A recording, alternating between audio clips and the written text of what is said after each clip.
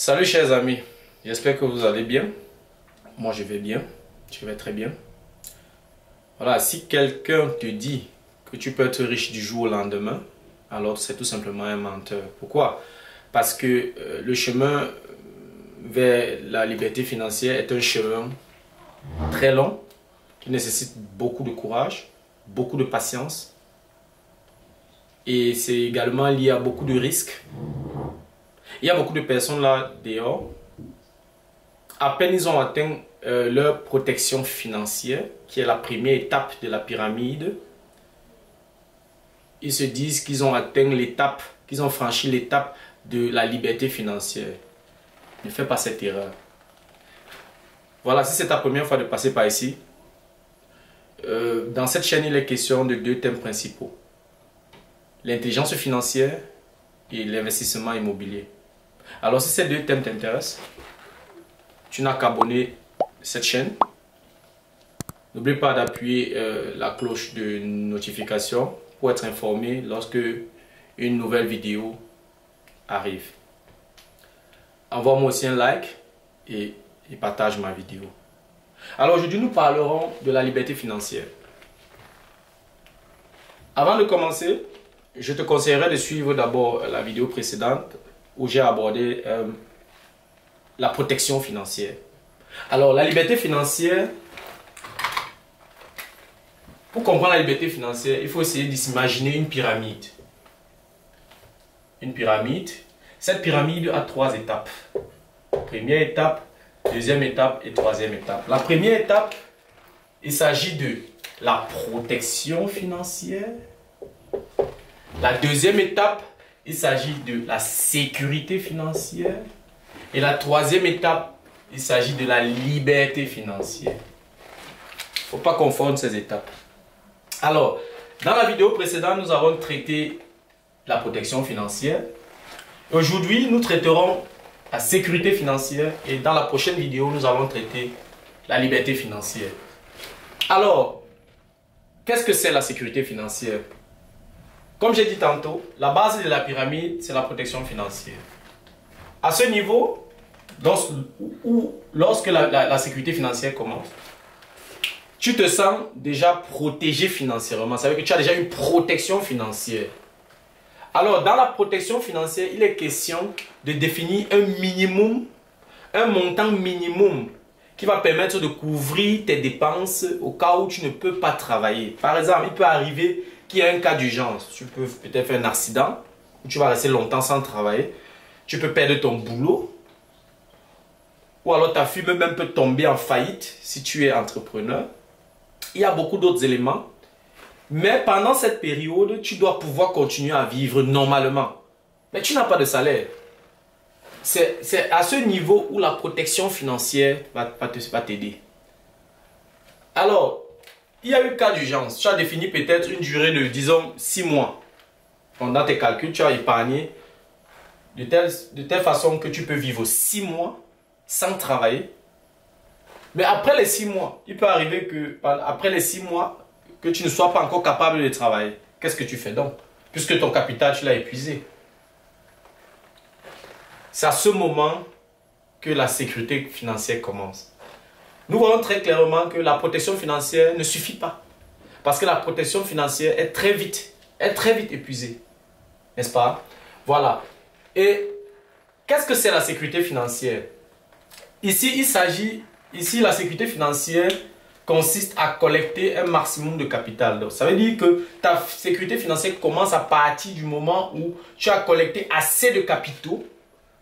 Si tu peux déjà vivre à partir des intérêts ou alors à partir du gain.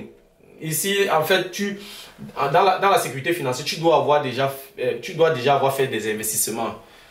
Je sais pas, tu peux peut-être investir dans l'immobilier, dans les actions, si bien que tu as un gain. Et ce gain doit pouvoir couvrir tes dépenses.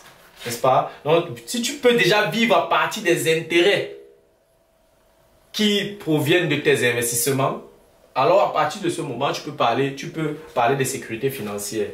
Mais alors, il y a un certain montant que tu dois pouvoir, il y a un certain investissement que tu dois pouvoir faire afin de couvrir tes dépenses mensuelles. Ici, nous allons calculer le montant, l'investissement minimal dont tu as besoin pour pouvoir couvrir tes dépenses. Parlant des dépenses, quelles sont les dépenses que nous avons? Quels sont tes coûts fixes? C'est bien, avant de calculer même, avant de faire le calcul, d'abord bien de maîtriser, de connaître quelles sont tes dépenses, quels sont tes coûts fixes. Alors, tes coûts fixes sont par exemple les coûts comme ta nutrition, tes assurances, ton loyer, ou alors si tu vis dans une maison que tu as pris à crédit, tu as acheté à crédit et tu dois pouvoir payer, le remboursement et les intérêts à la banque chaque mois.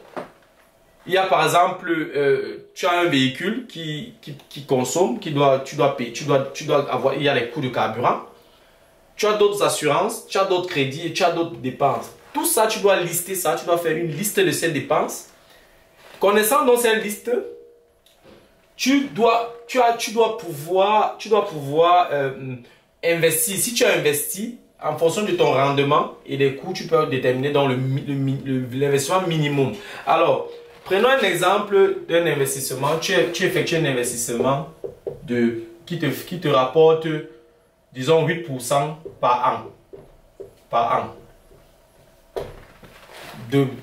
C'est un exemple. Ça peut être plus, ça peut être moins. En immobilier, par exemple, en Allemagne, tu peux avoir un rendement ou un rendement de près de plus de 20% par an. Donc, il faut juste s'y connaître et sinon c'est possible de faire un rendement de 20% et plus dans l'immobilier. Voilà. Alors, tu fais un investissement dont le rendement est de 8% par an, n'est-ce pas? Voilà. Quel est donc l'investissement? L'investissement que tu dois faire, c'est 8% de rendement. Ça, c'est le rendement. Il faut qu'on écrive. Le rendement.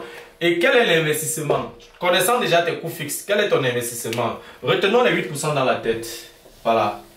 Nous avons 8% de rendement. Ton investissement que tu dois faire, l'investissement minimum, c'est le minimum que tu dois faire, ce n'est rien d'autre que 12 mois multiplié par tes coûts fixes,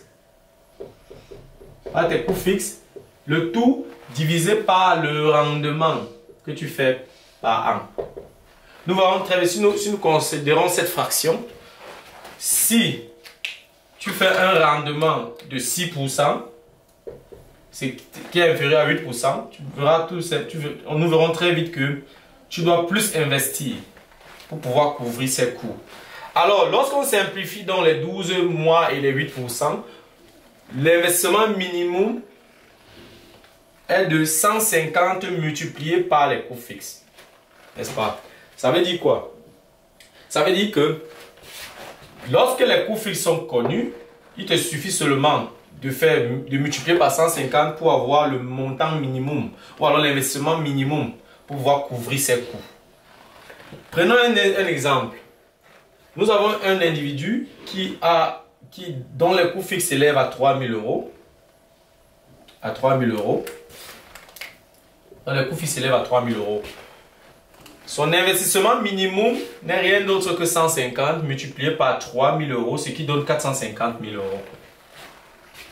Il faut qu'on comprenne que lorsqu'on se lance déjà dans la logique de devenir riche, on ne doit plus avoir peur des chiffres. C'est une règle. Parce que pour gagner aussi, pour atteindre cette étape-ci, pour franchir cette étape-ci, il va falloir investir gros. Pour ceux qui veulent investir en Allemagne, il y a des villes où, même avec 300 000 euros, tu n'arrives pas à acheter un appartement. Je prends par exemple l'exemple de Munich. À Munich, tu peux facilement trouver un simple appartement de 80 mètres carrés qui va te coûter 350 000 euros. Ça veut dire qu'avec 450 000 euros, ça ne te fait même pas 2 appartements à Munich.